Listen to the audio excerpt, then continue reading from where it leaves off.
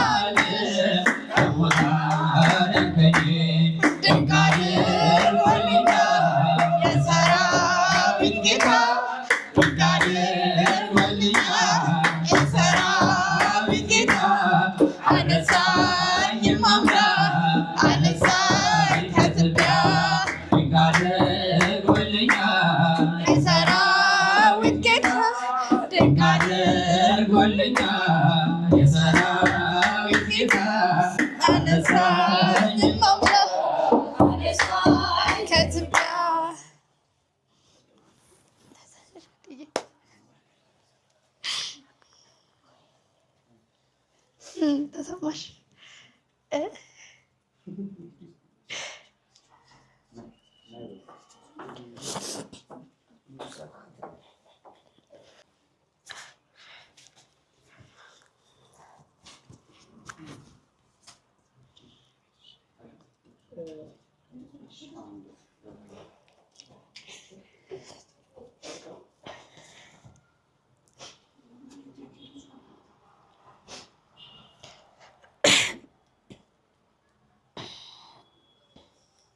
እንዴት ዋላችሁ?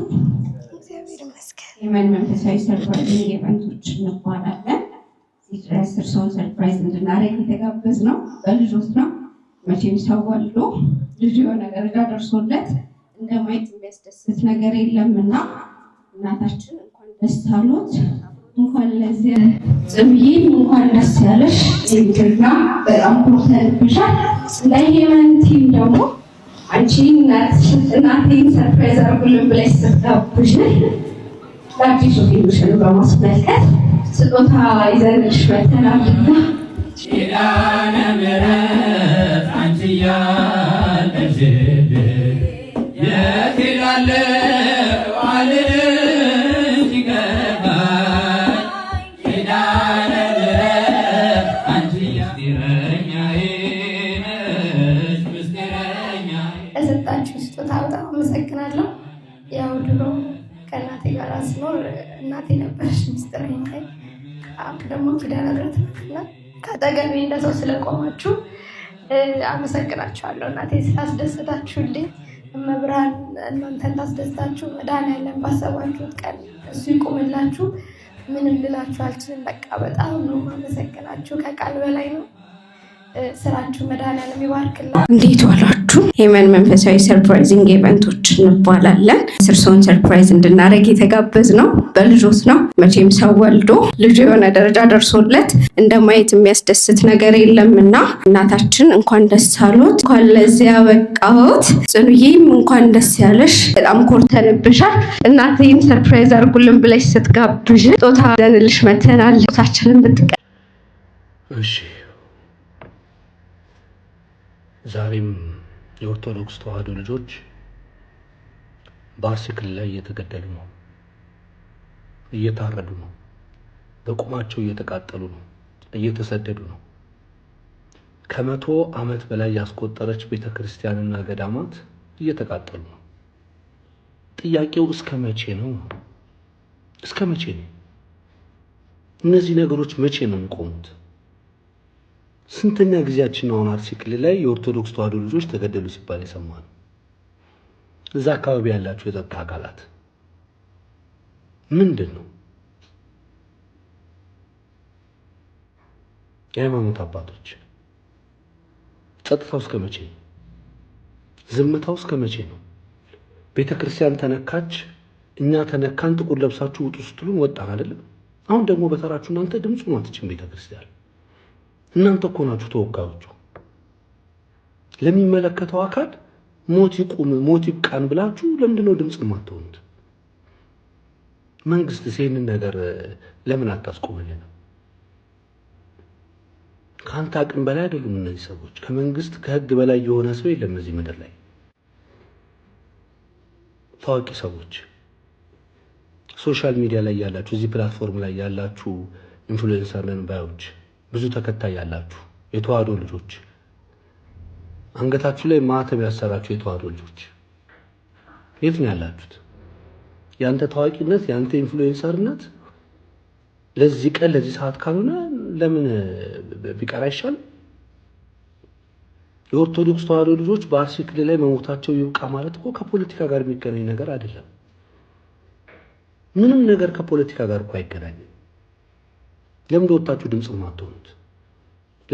ለምንድን ነው ለሚመለከተው አካል የማታደርሱት በድምጻችሁ?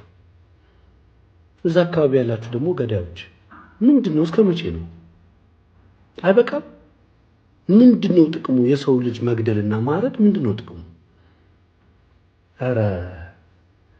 ኧረ ከብት እንኳን ሲታረድ እኮ ያሳዝናል በእውነት።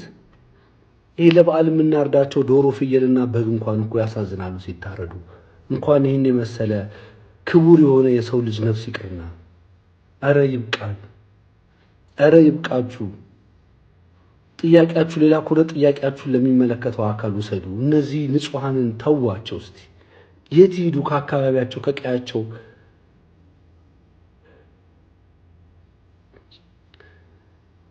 በአርሲ ክልል ላይ ሰማዕት የሆናችሁ የኦርቶዶክስ ተዋህዶ ልጆች እግዚአብሔር ነፍሳችሁን በመንግስተ ሰማያት ይቀበልልን፣ ነፍስ ይማርልን። ለቤተሰቦቻችሁ፣ ለወዳጅ ዘመዶቻችሁ፣ ለተዋህዶ ልጆች በአጠቃላይ መጽናናቱን ይስጥልን። ሌላማ ምን ይባላል?